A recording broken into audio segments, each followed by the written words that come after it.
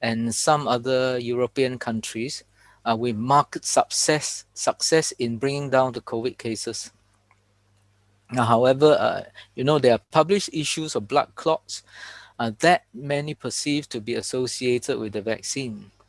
Now, the issue with determining whether the vaccine causes a blood clot, is not a straightforward one, as we are dealing with complex epidemiology and multifactorial interaction, and to tease out causality is a hugely challenging task.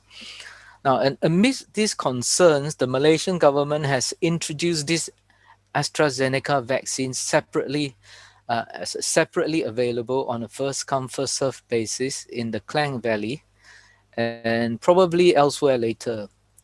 And so there is naturally a need for some clarity. Now here we have one of the person who is in the best position to give us that clarity, that appropriate information on the vaccine in the Malaysian perspective. Now, we are very honored to have Dr. Nazrila Hairizan Nasir to come and speak to us. Dr. Nazrila very kindly actually, in our chat just now, her schedule is packed, until late at night, doesn't even have a toilet break. So be kind to her. And Dr. Nazrila is a Deputy Director of the Primary Health Sector of the Family Health Development Division of the Malaysian Ministry of Health. Now, Dr. Nazrila, with a background as a specialist in family medicine and a background in health development and research, is one of the main designated personnel to be entrusted by our government to provide the mass community, including us, some validated and locally applicable information on this issue that we are concerned about. Now, on the AstraZeneca vaccine and in general on the national vaccination program rollout.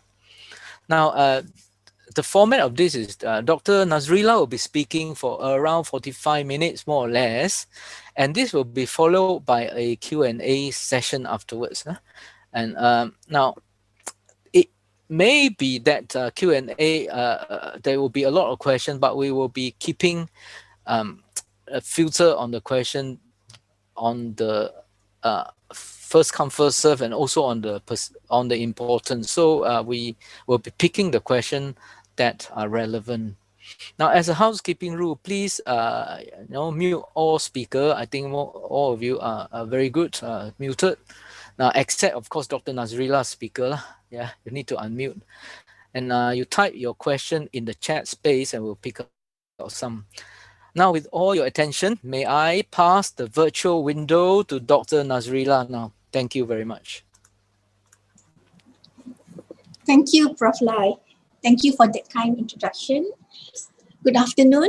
Salam sejahtera to everyone who is able to join this webinar. Thank you for inviting me, Prof. Lai and Dr. Punita. I will try my best to give an overview of our current national immunization program, and I will also emphasize on a little bit of AZ vaccine. Dr. Punita approached me that day and said that there were a lot of questions and there is a lot of interest in the AZ vaccination itself, and so I will try to address some of the concerns that are being circulating around about AZ vaccine and why are we doing the vaccination of AZ in this manner for Malaysia. But I think most importantly, I would like to just give an update, perhaps make you understand on our national immunization program for COVID-19. I am not here to talk about the details about the aspects of vaccines itself or the clinical management, because I'm sure your able lecturers will be doing that. But it's more to make every one of us understand on what is happening in Malaysia, how we are trying to roll out this national immunization program, and how how does AZ vaccination actually play a part in this?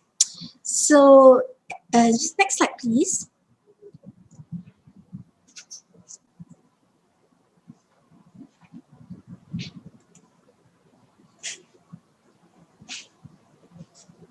All right. I think if you go through the internet, you would see this PICK or PIC, which is actually what it means is Program Imunisasi COVID-19 Kebangsaan. This is a document that was produced this year to give an outline to our population on what was the plan for the COVID immunization, what are the vaccines available, what is the governance in it, how do we actually roll this out. And so you can, it's not very difficult to read, and I'm sure you'll be able to download this from the web. Next, please. So what it does in this document is it tells us about what is the policy for vaccination in Malaysia. And I think first and foremost, we all must understand that it is actually a voluntary program. It's not mandatory, it's not compulsory, but we are saying that it's voluntary. That means we are calling for Malaysians and non-Malaysians who are residing in Malaysia to come up and get yourself vaccinated. And it is free for all who resides in Malaysia. So this means that it is a voluntary program and it is free for citizens and non-citizens who are staying and residing in Malaysia. They must be adults, 18 and above, and this policy will be reviewed from time to time because, as you know, there are more and more data now that has come up on and studies that was done for teenagers, 12 to 18, and some of this data is already emerging, and some countries are now already giving vaccinations to people who are 12 and above. The approach is that we would like to achieve herd immunity. And to achieve herd immunity, we would like to test to get everyone, adults, 80% of them residing in Malaysia, to be vaccinated. And the timeline that was put in this document was that all the 80% adults residing in Malaysia would get the vaccine, would be vaccinated latest by February 2020, so that we can reduce the transmission of COVID-19 and control this pandemic in Malaysia.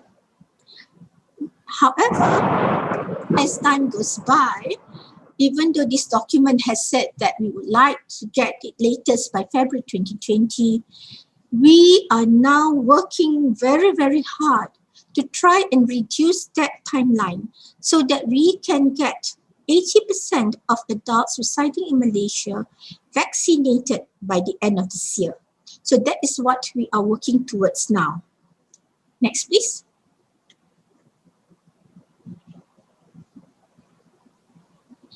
So what is the strategy like?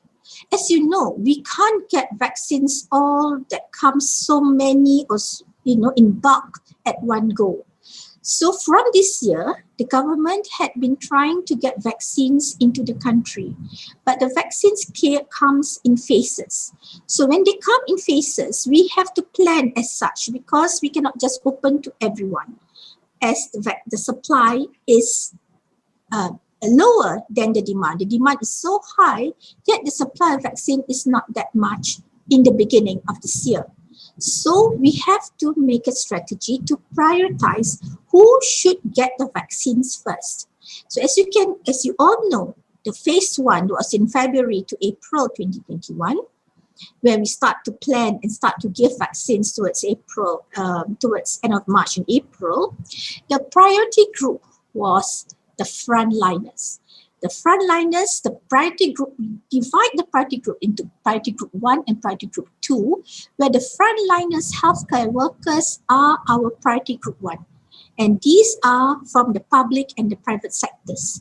How do we know these are the people that we need to be vaccinated. So the public facilities and the private facilities as that at that time gave a blind listing. That means they give the names of all their healthcare workers who they deem to be frontliners and gave it to the Ministry of Health. So we know how many and where and who they are. Then there is the next priority group, which is the priority group 2, who are also frontliners, but they are from the essential and security services. They might not be healthcare workers, but they are there dealing with the public, which are essential to make sure that we are safe and essential to make sure that we are able to continue with livelihood. So this group is about 500,000, and this group has already been vaccinated by now. So now, currently, next please, we are in the second phase, that is phase 2, that should end in August. In here, we do have priority groups too. Remember, we had a priority group 1 that are healthcare workers and essential services, but there are also healthcare workers there that may not be deemed to be frontliners, very essential frontliners at that time, but they are also given a line listing, and we have listed them whoever they are, and this is the rest of the frontliners and the essential services and security are given the priority group to be vaccinated in the phase 2. At the same time, priority group 2 has always been the elderly, which is 60 and above in Malaysia, and those who have comorbids because they are high risk to get severe diseases, and people with disabilities. The estimate of these numbers are 9.4 million people. So from April to August, we are supposed to be able, to plan and to vaccinate 9.4 million people. At the same time, there is what is known as phase 4, which is actually epidemic control. But phase 4 can run concurrently with phase 2 and phase 3, where the areas where we feel that there is a high incidence and prevalence of the COVID-19, we will also go in and get these areas to be prioritized as to get vaccinated, the population there to be vaccinated. Next, please. Then come phase 3. And if you notice, when you look at phase 1, phase 2, and phase 3, it does not mean that phase 2 ends in August, we only start phase 2 in August. No, there is an overlap. So for example, phase 2 should from April to August, but in phase 3, we're already starting to look at implementing phase 3 at the same time as we are doing concurrently as we are doing for phase 2. And here in the document, it is said that we would like to end this by February 2022. However, as I mentioned earlier, the plan is to finish it, to be able to vaccinate by the end of this year, November, December 2021. And the priority group is those everybody else that is 18 and above, and priority will be given for epidemic control, that is to the red areas, the yellow and the green. I think you by now would understand what we mean by red areas, where they have more than 100 cases per mukim, more than 40 cases per mukim. And now if you see the current map, I think the whole of Semenanjung does not have any green areas. Everybody is red and very few yellow areas. So we have a lot of cases currently.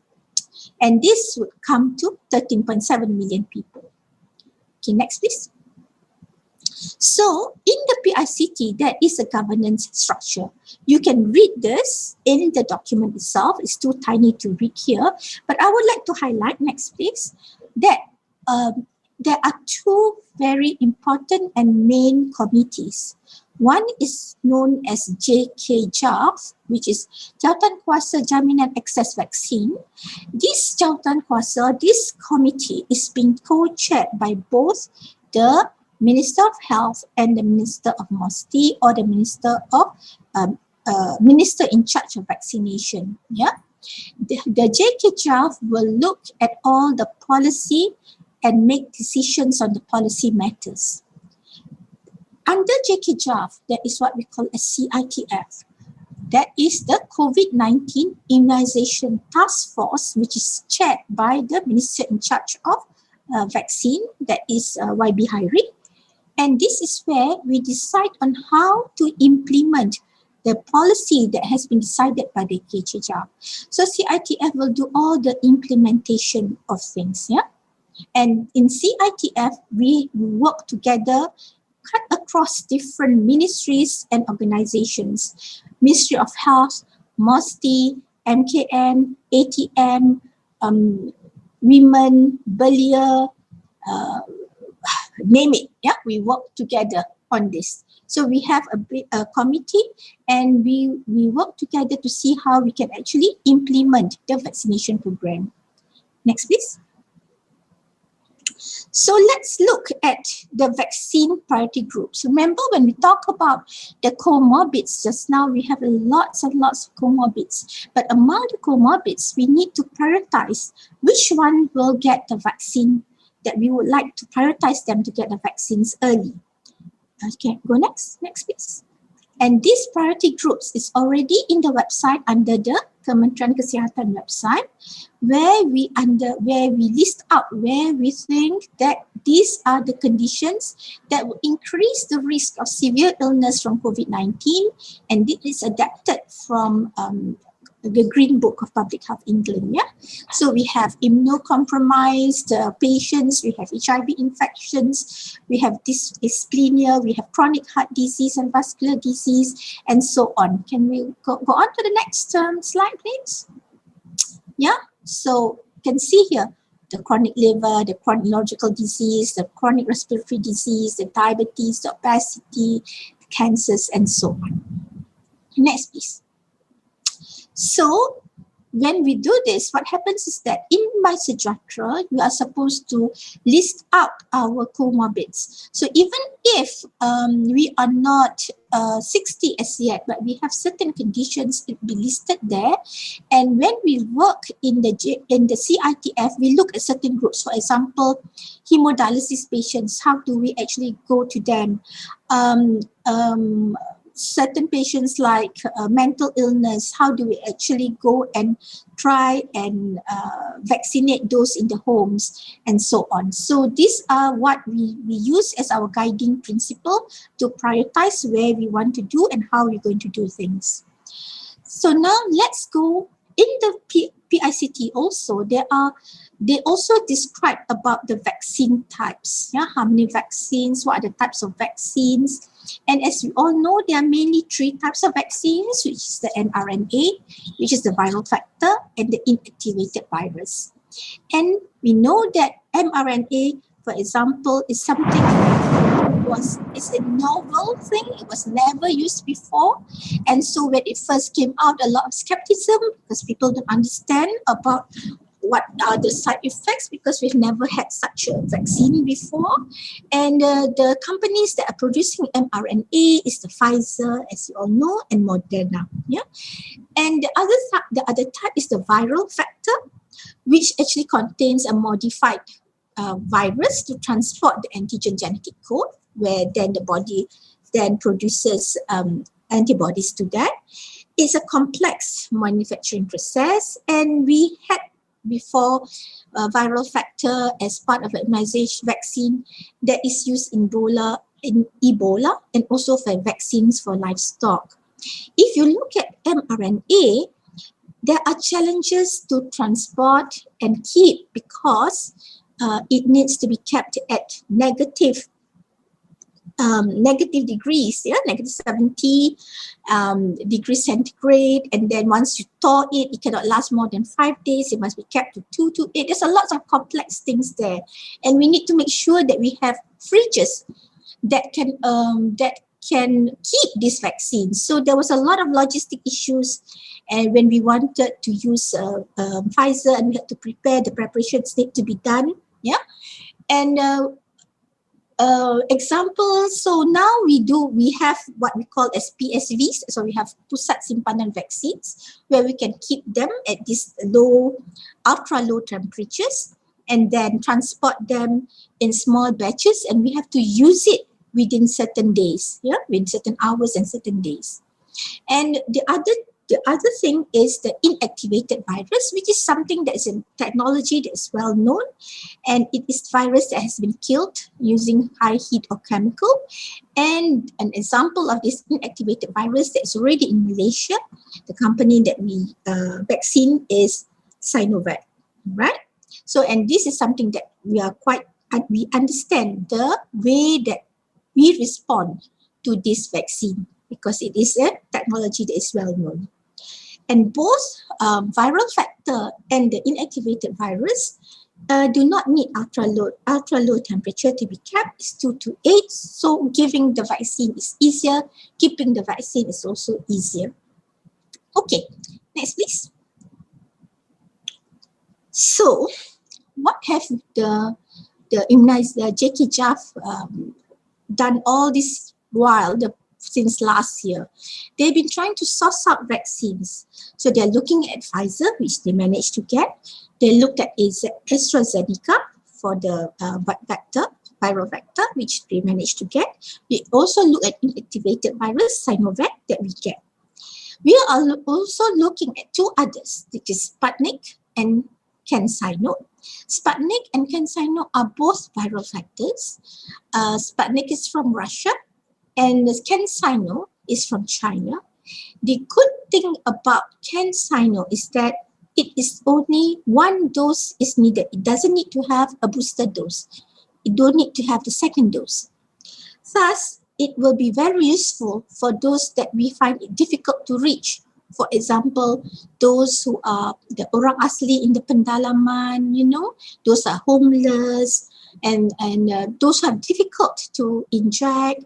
For example, people with disabilities and so on. So it's something that we really wanted to have, but we are not able to get it yet because we need the NPRA needs to look at the documents and make sure that the safety profile is there, and the documents are not being sent as yet, the whole complete set. So it's the same thing with Sputnik. Sputnik is from Russia, so there's a lot of issues about trying to understand them trying to understand our questions, and so there is going on, and perhaps later this year we'll be able to get both Sputnik and CanSino. But let's now just work on what we have, which is Pfizer, AstraZeneca, and Cyanovac. Okay, next please. So this is a little bit of information on Pfizer. Their constituents, what does it look like? But what I would like to draw your attention to is that one vial of Pfizer is actually for 6 people. And to draw this, you will need to use a low-date volume space syringe. So when we had to order Pfizer, we had to order these special syringes, because if not, we will not be able to get 6 doses from the vial. And each time we give the vaccination, it will need 0.3 mils of the vaccine. So now we have plenty of loaded space volume syringe, and we are able to draw 6 doses easily from the vials. Yeah. Okay, next please. Cyanovac. Cyanovac is easy because you only have per vial is 1 dose. Yeah. And we need 2 doses per person with 1 month interval between each dose. For Pfizer, it's 3 weeks, and it's stored between 2 to 8. So it's quite easy to transport, and it can be used easily. Okay, so we don't have to wait for 6 people, then only we open the syringe because we want wastage. So this is much easier to give practically. Yeah. All right, next please. So we know about Pfizer, we've known a little bit about Cyanovac. So what about AZ? AstraZeneca. So before we go on to that, let us understand why we want the vaccine. Yeah? Is it because we want to go back to our normal life? Of course, but will vaccine give us that assurance? We are not really sure. But definitely, can it help to prevent from getting the disease? Do we think that once we get the vaccine, 2 doses, we can go out, don't need to wear a mask, don't have to worry about anything because we do not need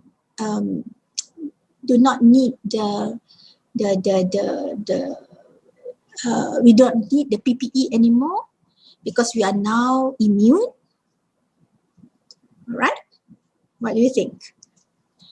Do we take it so that we can prevent the transmission of disease? Because once you get the vaccine, then we will stop transmission? Or is it to protect us from the complications of the disease? If we look at other immunizations, for example, measles immunization. Why do we give measles immunization or vaccination to children? Because we know that measles can cause a very serious complication, quite high. The complication that will cause sclerosing in the brain. And we need to prevent that. But will it stop anyone from getting mild measles? Have you heard of patients getting measles vaccine but still having some sort of mild measles, infection? Shouldn't it happens, So sometimes vaccination does not really prevent you from the disease 100%. But what we want is actually to protect us from the complications of the disease. And if we look at all the 3 vaccines, the Pfizer, the Cyanovac, and the AstraZeneca, all of them has very good data that shows us that it almost protects us almost 100% from their trials from the complications of disease, that is from ICU admissions and death. They can still get some form of infection, but the infection will become very, very mild and they do not need admission and they do not cause any serious problems. So first and foremost, let us get our objectives of getting the vaccine correct. First and foremost is to protect us from the complications and the effects of COVID-19. Next, does it prevent transmission of disease? Well, there is previously not much data on this, and I think the only country so far that has shown real proof that it actually prevents transmission is Israel, because Israel actually started vaccination very, very early on, and they managed to stop the transmission, and so their prevalence of disease becomes very, very low. We hope that with herd immunity, it will protect our vulnerable and it will prevent some of the transmission, but will stop transmission 100% is something that we are yet to see.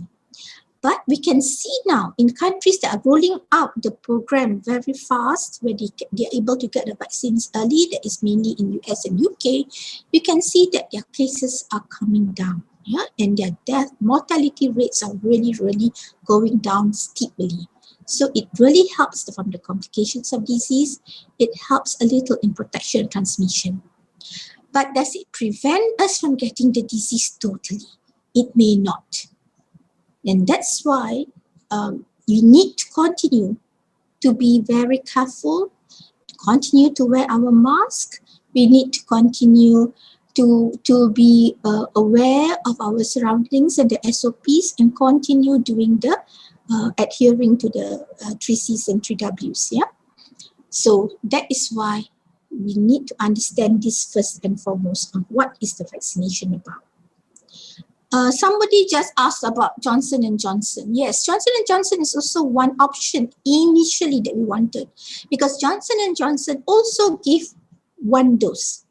However, Johnson and Johnson's trials are still going on. They have not given the data. And when the government, when I say we means Malaysia, yeah, when Malaysia talked to Johnson and Johnson, they are not willing to give us the vaccines until late this year, December or early next year. And we know that by waiting for Johnson and Johnson, we are not going to be able to achieve our objective. So right now, Johnson and Johnson is way down the list. We are now concentrating on what we can get this year so that we can vaccinate a number of people, most by this year, yeah, and complete the mission if possible. Okay, next. So what is the key scientific data on Astra? We know that it's well tolerated, okay? It has shown protections against symptomatic COVID-19 in clinical trials. That means you don't get the severe disease, you don't get symptoms, you are well, even though you may get the infection. It's almost 100% protective against severe disease, hospitalization and death 22 days after even the first dose. You don't need to wait for the second dose, you already have protection against a severe illness within after 2-3 weeks of the first dose. And when you get your booster, the second dose after 3 months, its efficacy actually this efficacy actually maintained until you get your second dose. That means this 76% efficacy. Efficacy means against all types of infection, whether it's mild or severe. This will last more. It will start to have after 21 days, and it will be maintained until you get the second dose. That can be up to 3 months. Okay. Next. And there is increased efficacy to more than 80%. Once you get the second dose, you boost up that immunity and you'll get it more than 80% when you do the interval of 12 weeks. Okay, so that's why we are recommending that for AstraZeneca, we recommend it to be 12 weeks. You can give it between 4 weeks to 12 weeks, but the data shows that the increased efficacy is much, much better when you do it a little bit longer, that is up to 12 weeks. 12 weeks, yeah. And we realized that the real world data, so that was the trial. But when we look at what is happening when they start giving out, though, it's called the real world data, it's consistent across studies. It is the same. And it demonstrates high levels of protection against hospitalization in the elderly. And this one of the few, as I mentioned before, that we don't see reduced transmission in majority of the vaccines. But so far, this data has shown that there is potential for reduction of transmission. So it's something that is very encouraging here for Astra. Okay, next please. And of course, there are side effects as any other vaccines. The common side effects is similar. The local reactions, as we know, they can be pain, itchiness, redness, swelling. Yeah? Next, or systemic reactions. Next, please. Like fever, headache, malaise, myalgia, nausea. I have a colleague that had vomiting almost the whole day after she had the AZ, but after that she recovered completely. Yeah, so these are some of the systemic reactions that you can get. Okay, next. And yeah, but there is one thing that I think a lot of information and misinformation going out in the media that caused a lot of problems when we first got our AZ vaccine. That is the thing called thrombosis with thrombocytopenia, TTS, yeah, 9.3 million doses have been reported. That means 9.3 per million doses have been reported that people get this rare side effect called thrombosis, yeah, or thrombocytopenia syndrome. And even though there's no specific risk factors have been confirmed for TTS, the data suggests that more cases in adults, less than 60 years, compared to older adults, and there is more in women compared to men, right? So, and in some countries, they have revised their protocol and said that to give to people more than 60, some have said more than 50, some have said more than 40, but and a few will not, and they will not give it to young people, right? But some countries where the risk of COVID-19 is so high, and when they do what you call that risk assessment, it is much safer to take the vaccine rather than getting the COVID-19. So it's a lot about risk assessment and knowing that what to do if you have symptoms suggestive of thrombosis with thrombocytopenia syndrome. Okay, next please.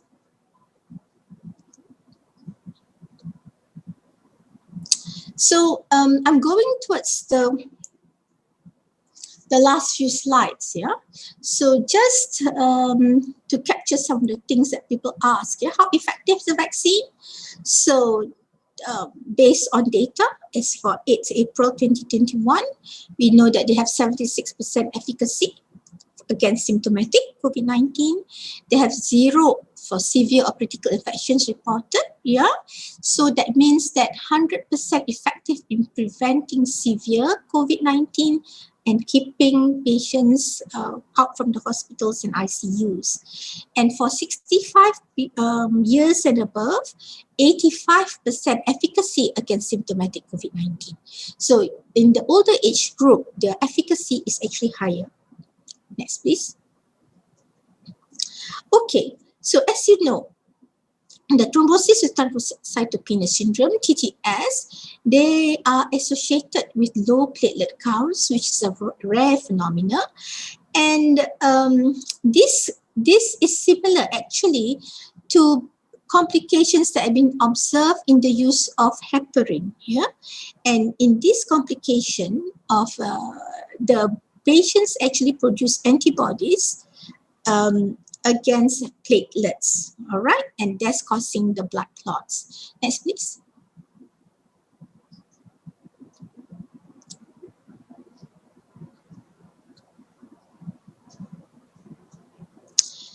So, but we know that the heparin-induced blood clots, the TTS2 can be treated. All right. So there are ways to treat management of TTS, and the doctors actually patients can recover if we get to know about it early.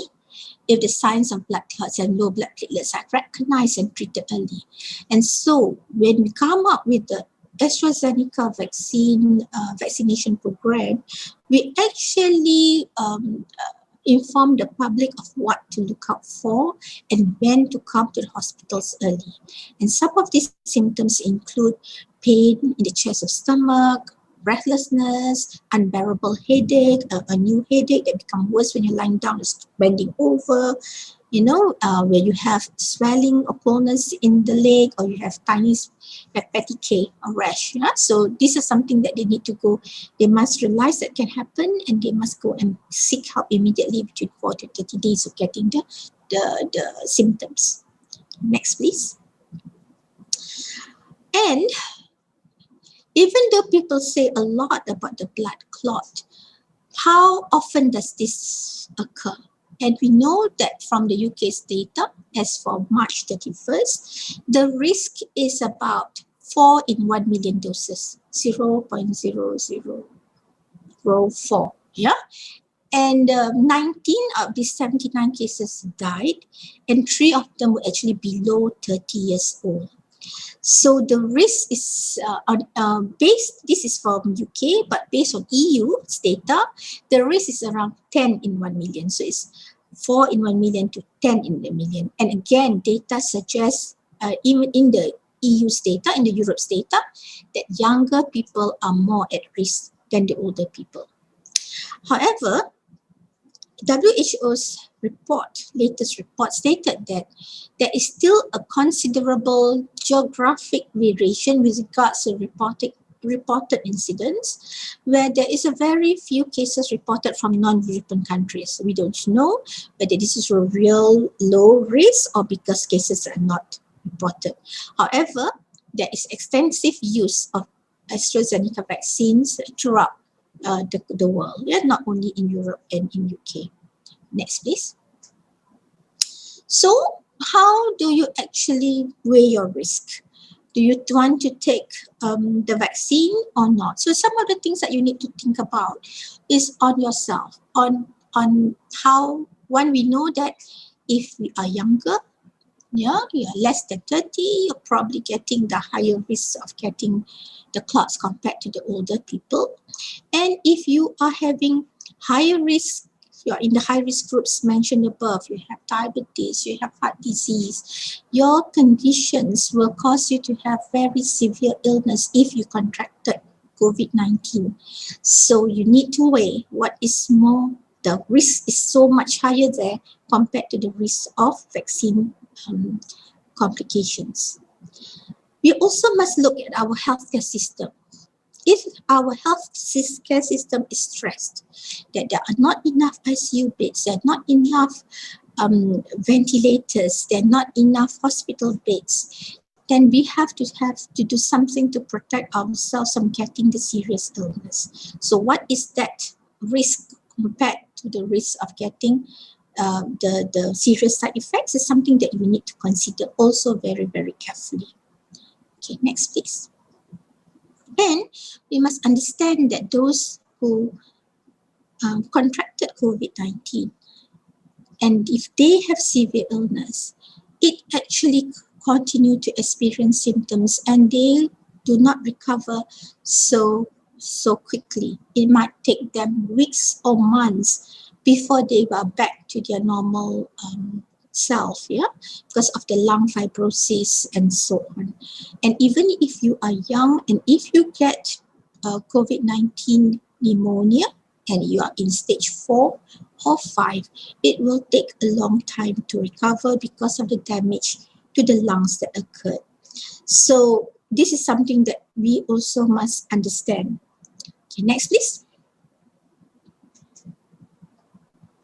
So if we look at the based on University of Cambridge study, in low, we have to see whether in our setting where we are now, are we at low exposure or are we at high exposure areas or moderate exposure areas?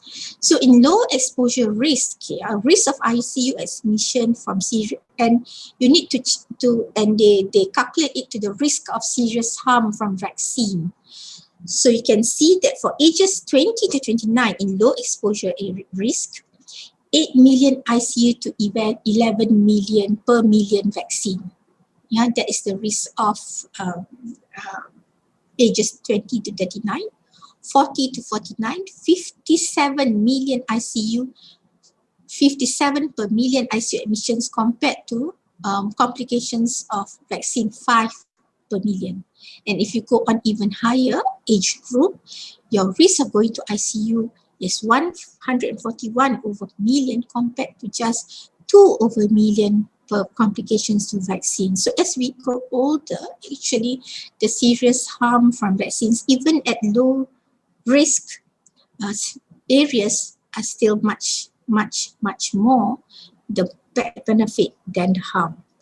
But when you look at the middle and severe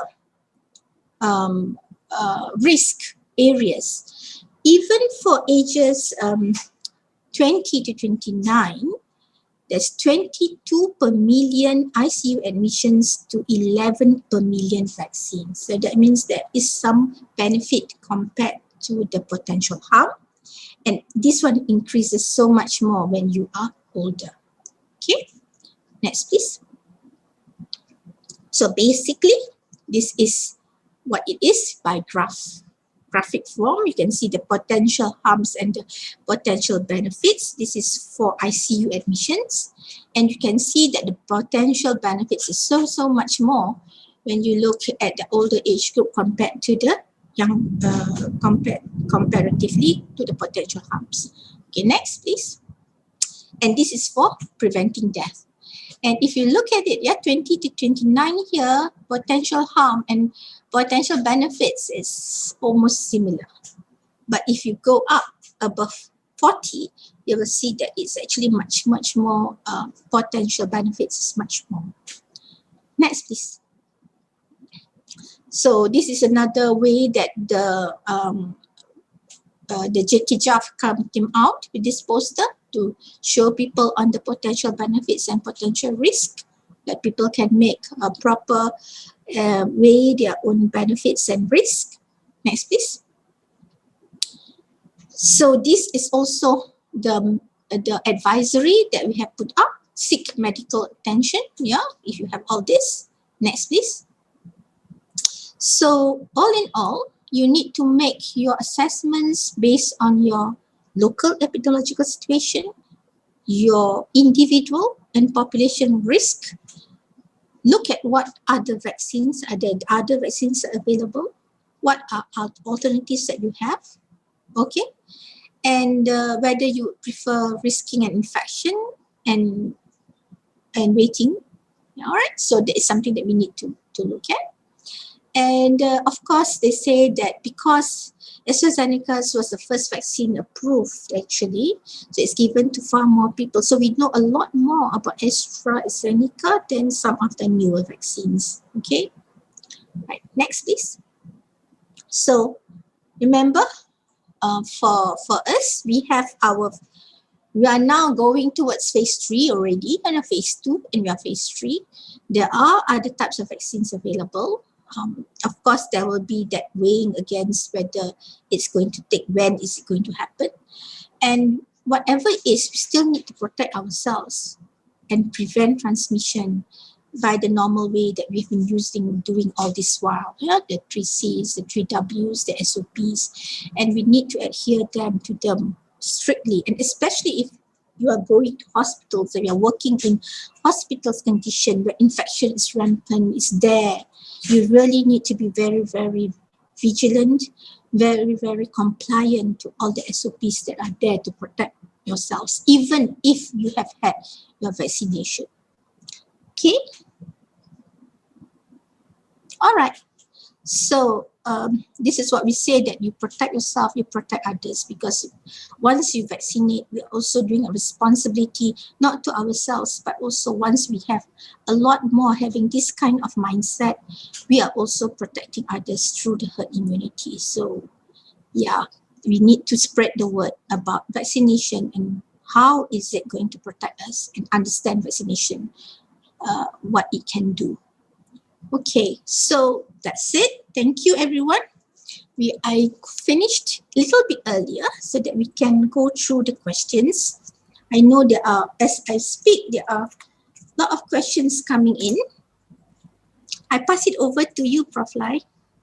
Okay, thank you, Dr. Nazrila. Thank you. I'm sure you have appreciated a quite a comprehensive and neutral, validated, solid information to base that on your decision making.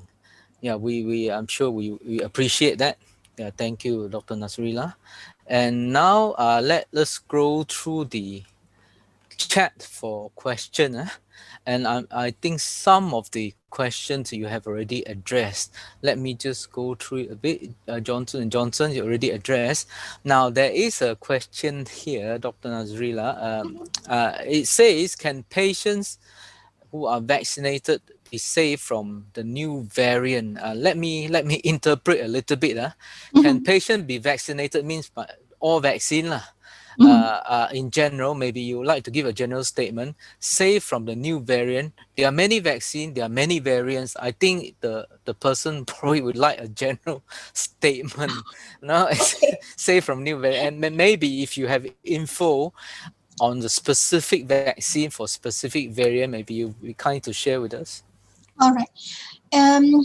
If I were to just mention here for WHO, if any vaccine is efficacy is more than 50%, it's considered a good vaccine. It's efficacious, right? And if we look at, there are many variants as we know now, and there's lots of variants of concern. And we know that there are some some data that shows, I can't say it's really conclusive, but there are some data that shows that certain vaccines are more efficacious than others. However, as a whole, vaccination would help in reducing the seriousness of the disease that we're getting. Remember what I said earlier? It's not so much that you don't get it at all, but perhaps it still protects you a little from the seriousness of the complications of the disease. So as a whole, vaccine will help. And if I were to say specifically, I know for a fact that there's data that says Pfizer is efficacious in most of the variants of concerns so far. So, and even there are some data that shows that Cyanovac too is quite efficacious in some of the data. Is that might be efficacious in some but not in others? Not as much as Pfizer, but it does not mean that it doesn't protect you at all. So as for now, our policy is that we can use any of the 3 vaccines for us to protect ourselves and to, reduce the complications from the COVID-19, whatever variant it is.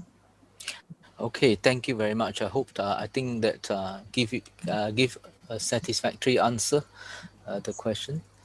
Now the next one, I think Dr. Nazrila, you have addressed this quite a question comment on AstraZeneca vaccine. I think you have given very comprehensive layout on the risk-benefit assessment. I think we will move on to the next question. And the next question is about the pre-vaccination assessment of immunocompromised person. Now, is there any special pathway if you label yourself as immunocompromised through my Sejahtera or other way? Is there a special way to assess the person? All right. Pre-vaccination assessment, there's 3 main groups, as you all know. There is those who are immunocompromised, those who have severe allergy, those who are on special drugs. For example, what we meant by blood thinners is especially for warfarin, right? Why we want them to be have a pre-vaccination assessment is to ensure that they are not that they cannot get the vaccine. Actually, they are all supposed to get the vaccine because they are in the vulnerable groups, but to make sure that the timing is correct. For example, if your INR is more than 4, it's probably better to control the INR first before you get the vaccine so that you prevent the complications from the injection itself, the hematoma and things like that. And if you are in high doses of steroids, for instance, it's so highly immunocompromised that if you take the vaccine, you might not be able to produce the antibodies that's needed. So your vaccine might be, not to be so effective. So that's why the pre-vaccination assessment needs to be done. If you're already, the patients who are on this special, who are immunocompromised or on special drugs, they will probably be contacted by their doctors from the hospitals to come for pre-vaccination assessment. And for those who have not, we have already given out advice that please contact the hospital that you are following up with so that you can go to a pre-vaccination assessment to get yourself assessed. But there are others, this one special group that is severe allergies, that they have severe allergies.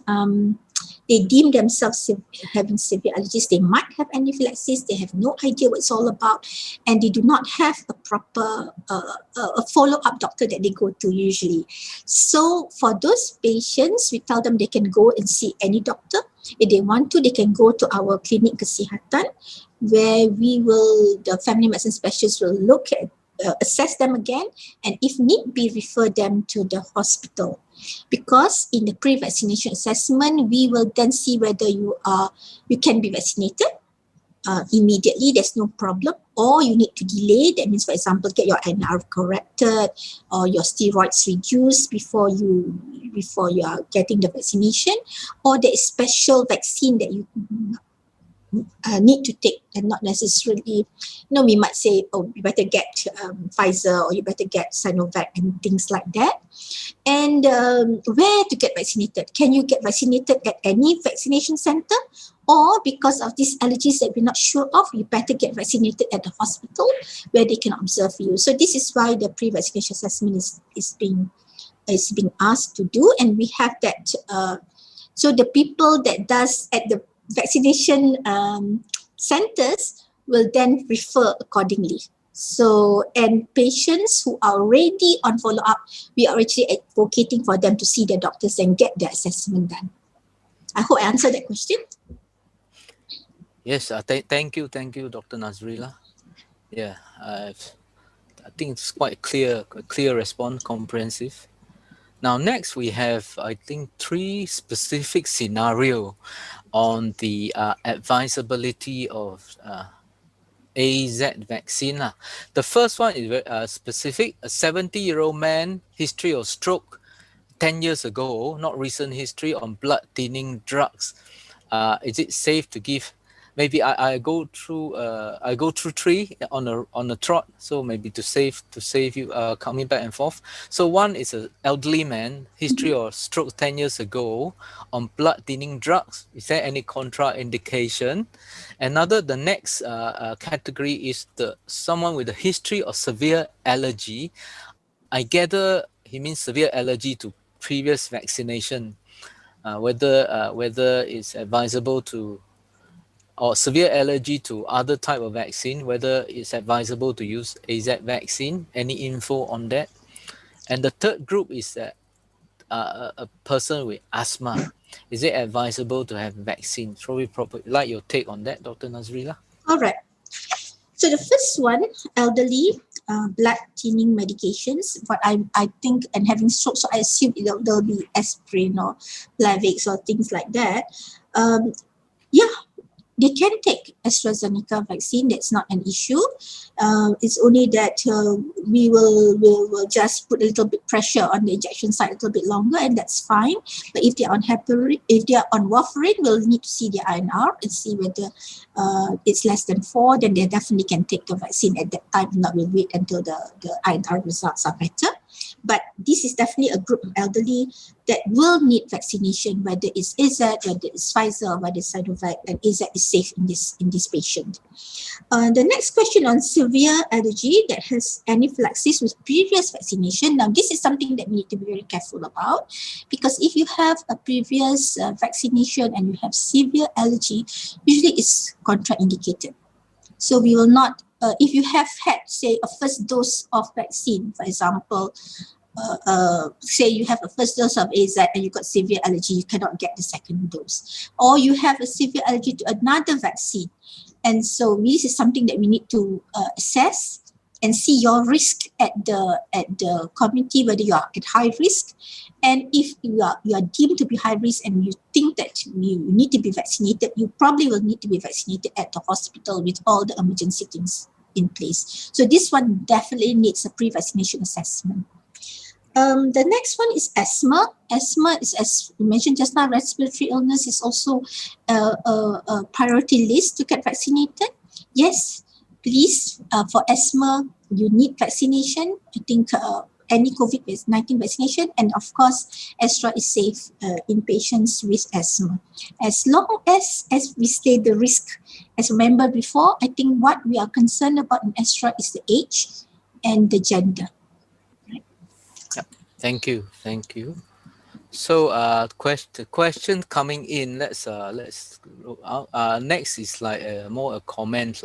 Why hasn't a comorbid group, which is the second group, been vaccinated? I think Dr. Nazrila has addressed it. I think phase 2 is ongoing, isn't it? Phase 2 is ongoing. Okay. People with diabetes. You like to say anything extra on that? I want to say something on this. I know. As you can see, we planned. I told you the phases that we have planned. Phase 1, phase 2, and phase 3. And I also mentioned that we had to plan according to the vaccine schedule that arrives in Malaysia. And so far, the vaccine that has arrived so far has been Pfizer, has been Astra, and a little bit on Cyanovac. And we now do not want to wait solely the finished product from China. We are also doing the fill and finish in Malaysia. So by the end of this month, Cyanovac vaccines will be available regularly because it's filled and finished in Malaysia itself. So why it is beginning in May, this early May, it's slightly slow is because the vaccines we have to, the supply is not as high as the demand. So because of that, it's slightly slow. But in the next few weeks or so, going on to June and July, there'll be a ramp up in the vaccination rate. And then you can see together with the third phase we're trying to do, and it will be ramped up very quickly. And so it should cover all our comorbids and so on. I would like to mention, I think thank you for bringing that up because I think this is why I want to explain a little bit about what is the strategy for AZ vaccine. Initially, when AZ vaccine comes in, when we first receive it, somewhere in early May, right? We wanted to use it for our older age group. Remember all our comorbids, older age group. But there was a huge, big cry and protest that they don't want. And there are a lot of people actually didn't come for the vaccination. They had the appointments, but 20% or so didn't turn up to the appointments because they're all thinking that we're going to give them AZ. Actually, that was the plan. The AZ just arrived. We cannot give it to them yet anyway, but they thought they were going to give them to AZ, and because they're so worried about blood clots, so they did not come for the vaccination. So because of that, we quickly had to change strategy to say that, okay, since you're all worried about getting the vaccine, then we give to those who wants the vaccine. So that's why it was opened up. And surprisingly, because despite the hue and cry about why are we taking AZ in, it was snapped up very, very quickly because there are a lot of people who actually understand the vaccine itself and the safety of the vaccine and have confidence in the vaccine. So it was quickly snapped up. But if you notice, in the second one that is going to open up very, very soon, the minister in charge of vaccination has already announced it is meant for the 60 and above. It's meant to go back. We are going back to what we have planned. That is to make the priority group of the elderly and the comorbids. So that's what we're trying to do. We are going to open up for them for 2 days. Hopefully, it'll be taken up, and if there's anything left, then to open up to the rest. But to the rest, also we must understand when we want to take it, we have to weigh our risk. Yeah. So actually, those who are young, I actually tell them that, are you really sure that you want to take this? Why can't you just wait a little bit longer? Because there is other vaccines available. Yeah, especially for those who are less than 30. Okay. Okay, thank you. That is I trust this is a very professional and clear instruction. Yeah, weighing benefit and risk. Yeah, following that question of risk, there is a related question here on clot concern. This is an interesting one. After which dose the clot concern has been recorded? Is there any info? Is it the first or second dose of the AZ Oh, vaccine? that's very interesting. Uh, I'm not too sure actually. I don't think there is actually any that we know whether it's second or first dose. But what we do know is between the after 4 days to 30 days. yep. Yeah, after the Okay. vaccine. Yeah. Yep. Yeah, but the overall, Dr. Nazrila has given us the picture. It varies with age, and the overall incidence is very rare. It's It's very rare. 9 per million. Yeah, and I'm sure some of you know that the paper published in Lancet last year, December, and follow up this year, saying that if you get COVID, your risk of clot is about 11 per million at least. So yeah, you need to weigh that. Let me I'll just go back a little bit. There is a question here that I think will probably invoke a strong response. Now, the question here, once we have been vaccinated with the 2 doses, do we still need to wear masks when in the public? Now, I had a resounding answer of yes, but I let the person of authority, Dr. Nazrila, to exhort us to answer us on that. Yep. All right. I think I that's what I was trying to allude to when I first talk about the vaccinations and why we need to be vaccinated, because we can, with vaccination, it's not 100% confirmed that you are not going to get any infection at all. Right? It protects us against the seriousness of the infection, but it does not protect us completely from getting an infection. You can be having a mild one, or you may get an asymptomatic one, but you may still get an infection. So once you get infection, you still can transmit it to others, right? So even if you have been vaccinated, you still need to use your mask for the time being until you get the whole pandemic under control. There are no cases. Yeah. So maybe at that point in time that we manage to stop the whole transmission, maybe at that time we can forget about our mask. But for the time being, we still need to use our PPEs. We still need to take care of ourselves. And also remember that once you get your vaccine, you don't immediately get any protection. It takes time for the body to to produce the antibodies. So after the second dose for Pfizer, it takes you like at least another 2 weeks before you reach your full potential of having some sort of immunity. So definitely before then is much, you are still at risk just like anybody else. And you can still get severe illness just like anybody else. So, but after 2 weeks, please continue to use your mask and, the PPE. You are not, tak kebal lah. Orang Melayu kata, vaksin ni bukan beri kebal. No, you tak kebal. You still can get, but at a mild illness. Hopefully. Thank you. So there are a few more questions specifically on AstraZeneca vaccine. I think Dr. Nazrila, your previous information covered that, but I just lay out so that you see whether you would like to give any extra advice. One is the condition of asthmatic but allergic to the non-steroidal inflammatory drug. Yeah, the one. And the other one is the person with the autoimmune disease like SLE. Any special info regarding these two, or they go to the pre-vaccination assessment? All right.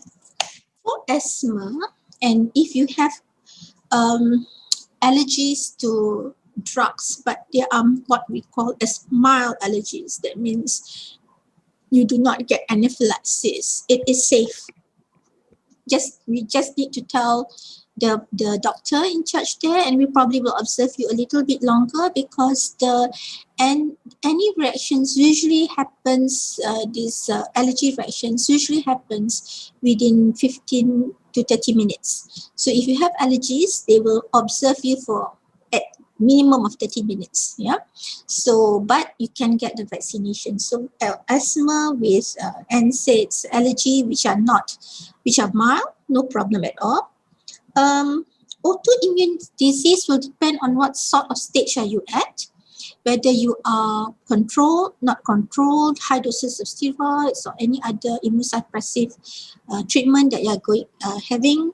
And if you are taking all the immunosuppressive treatment, and if you are on high doses steroids, you need to go for a pre-vaccination assessment and get that cleared with the doctor in charge of you. Because if you go to the vaccination center, they do not have your medical records. They can't make a proper judgment. So it's always better to go and visit back to the doctor that you are always who's looking after you. Thank you. Next, this also an interesting one. It says here, is it okay for people to self-medicate, like taking aspirin? If you are fear of the blood clot, you take aspirin as a prophylaxis to reduce likelihood of getting blood clot on taking AstraZeneca vaccine. So this is a kind of novel one. So Yeah. your advice on that? Yeah. No, I don't think you shouldn't self-medicate in the first place, and aspirin, but probably does not even help you in this issue, and you get this feeling of what you call that, self assurance, and you feel confident that you're doing something, but and when the actual thing happen, you don't go for treatment. So that is, I think, very false sense of security. So it's better not to, but be aware of what could happen. And if there's any symptoms of any of those signs that we have mentioned, quickly run to the emergency department. That's the best we can do. Be aware what's happening all the time and seek treatment immediately, but do not self-treat. Do you know that I heard, I don't know whether it's true or not, this is what I heard, is that currently a lot of young people actually, because they heard that steroids are being used to treat COVID-19, so when they have an infection, they go and buy steroids and treat themselves, and they come to our centers in very, very ill stage, because I think they have this self-confidence that actually they're treating themselves. It's okay, which is a very, very dangerous thing to do. So they become very bad. They come very bad to us. And so we see a rise of bad cases among the young people. And I heard that it's because they are they are self-medicating. So please don't self-medicate. I mean, we doctors tend to do that, but it's not right. Yes. So heed the warning. Yeah. Yes. So the next two are, I think, grouped together in general about COVID vaccination. In general, I think it didn't specify any vaccine. Now, two conditions. One, what is the current recommendation for pregnant ladies on vaccinating COVID vaccination? Another one is a specific example, elderly, heart attack, just went through a surgery recently, a high risk group. So what's your advice on that, Dr. Nazrila? All right. Pregnancy is something I just purposely didn't want to mention in my talk, because it can cause a lot of issues, a lot of explanation to be done. Well, if we look at high risk groups, pregnancy actually is considered, though if you're pregnant and if you get COVID-19, it can be quite a high risk to get severe illness. So it is a danger for the mother and baby. Okay. So vaccination would help, but there are not as many vaccines. People don't actually do studies on pregnant ladies. They don't recruit pregnant ladies, give them vaccines and see what happens. Just not ethical, right? So because of that, there's a lot of data that is not available. Data not available does not mean that it is not safe. But we can't prove that it's safe or it's not safe. But there are people who happens to be pregnant and happens to take the vaccines, and they got data from that. And for Pfizer, if we look at the data so far, that those who were somehow pregnant and they got the vaccine, it looks to be quite safe for them. And if we compare, we do a risk assessment. What is worse, getting the COVID-19, the risk of getting COVID-19 in a high prevalent area and not taking the vaccine at all, then it is likely that taking the vaccine is much giving you much more benefit. So for Pfizer, we have said that it is acceptable after doing a risk assessment that to give the vaccine from 14 to 33 weeks, right? Because 33 weeks means 3 weeks later, 36 weeks. So it's all right to get the second dose also at the same time, not any later, because then it's towards the end. We don't know what happens. We don't have any safety profile. So it's 14 to 33 weeks for Pfizer. That's for pregnancy. But what about Astra and what about Cyanovac? Now, there is not much data on that either. So far, nobody has dared to say that it is okay to take, right? But when you look at certain countries when the COVID is so high, the risk of getting the COVID and having complications and death from COVID, then there could be a reason for some of these countries to say, go ahead and take. So it's a lot of risks and potential and risk, the benefits and the risk. We need to do that all the time. But we cannot put a blanket statement to say, can, all pregnant ladies can, because there is no safety profile on that. So for now, the statement that we have come up with is that for Pfizer, we are okay 14 to 33 weeks because there is some data. But for Cyanovac and Astra, we are saying not yet. Until we get, not at this point in time, until we get more data. So we do not recommend it because we still have Pfizer. So what happens now is that healthcare workers who are pregnant, we give them Pfizer. We don't give them Cyanovac. There is a choice for us, so we can use that choice. Right? So the next one is on elderly. Sorry. Yeah, surgery. Just had surgery, heart attack. Heart attack, surgery. Again, as I said, it depends on what medicine he's taking. How fast, how is his condition? Is he stable? Is he very ill? That's where the doctors need to actually assess him and see whether it is safe for him to take that vaccine. But if it's after surgery, a few months after surgery, medications all, he's stabilized, then it's probably all right. Yeah. So it's back again to the benefits and the risks. So the doctor who treats him would be able to say whether it's beneficial or not. And so that is the discussion that needs to be done with the doctor and the patient. Yep. Thank you. So perhaps the last question here before we ask Dr. Nazrila to say some last word and then we wrap things up. Okay. Now the last question, it was phrased as a comment here. It's just maybe I've rephrased it as a question. Is there any evidence of people catching COVID in the vaccination center in Malaysia? Because it says that there's hearsay that some other country this has happened. I can imagine it can happen. So far that I know, because we have been doing this vaccination centers. We have not been doing big mass vaccination centers. Some of vaccination centers doing 100 vaccinations a day, 300 vaccinations a day in our clinic Kesihatan. We have opened up some of the day one, we're doing much more, like 800 or 1,000. So far, okay. So far, touch wood, everything seems fine. However, we do realize something has happened recently.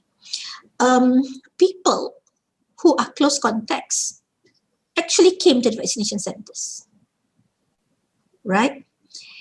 Close contacts are supposed to be quarantined at home, but they came to the vaccination centers, and we didn't realize it until they have almost going out of the door. So that becomes an issue. So it becomes a responsibility of everyone that if you're a close contact, if you're under quarantine, you are not to go out. Right? You can always change your appointment. And because the system now is being overloaded, I have to admit that sometimes in some of the districts where cases are so high that they don't have time yet to put the gelang onto the patient, but the patient knows already through the MySejahtera, dia dah tahu dia close contact kan, they do not, so they still go out and they still go into the vaccination center. So will that, we don't know whether some of them are, whether the close contact is positive or not, and will that cause transmission to others? We hope not, because we do try our best to make sure that 1 meter away, everybody wear a mask and things like that. We do hope that it doesn't happen. So no data as yet lah, Prof. Lai. Yeah, okay. So pray not. Yeah, yeah, that's what we need to do. Yeah. Yes. Well, we can't thank you enough, Dr. Nazrila, for making time this afternoon to give us such precious info. I'm sure for most of you, a lot of info are first-hand. You wouldn't have gotten it anywhere else. Now, if the info you have gotten, the perspective from that person and trusted person from the government. I hope that's worked in you, give you new perspective to make an informed individual decision. Now, which the point of this webinar is to know which one is right for you, to know which vaccine is best for you individually. Yeah, so we really are indebted to you, Dr. Nazrila, for kind of making a difference in this particular community. And we would like to ask you, is there any last word that you would like to tell us so that we can do our part in spreading the whatever that you would like us to circulate among our communities? Right. I think for first and foremost, I too would like to thank Taylor's College, Prof. Lai, Dr. Nita, for inviting me to speak. I've always enjoyed speaking to, young people because I know you all will make the difference. And I would like you all to actually spread the word and show the right practice. Yeah. So the word on vaccination is that do not be afraid. I think vaccination is an important aspect of the whole strategy in controlling the pandemic.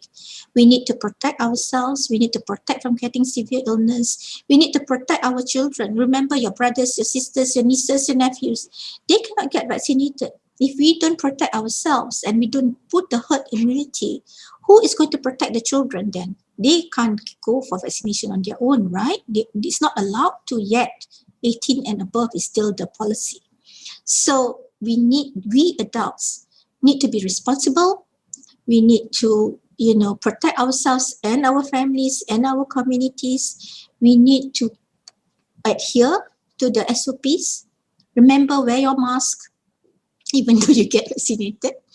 Wear your mask, keep the physical distancing. I think these two things are so important. Of course, your hand washing and hand sanitizing. But if you can make sure that you don't have close conversations, confined spaces, don't be in confined spaces and so on, and keep your mask on, it will help in reducing the transmission. So let's do our best to correct all the misinformation. Give the right information, and if we don't know and we're not sure of that information whether it's right or wrong, please don't pass it on. There's a lot of misinformation that's being passed on, right, and causing a lot of fear and and making people do the wrong things and giving wrong judgments. So I hope we all do our part in this. Yeah, Prof. Lai. So thank you so much for inviting me. Thank you very much. So may we show our appreciation by our physical virtual clapping or Oh, firework and all those things. I never did that before. So thank you. Yeah, we really thank you for making time. I think invaluable experience. We wish you all of you come through this audio safe and sound, and of course I'm sure this event is the one of the one to remember in helping you out.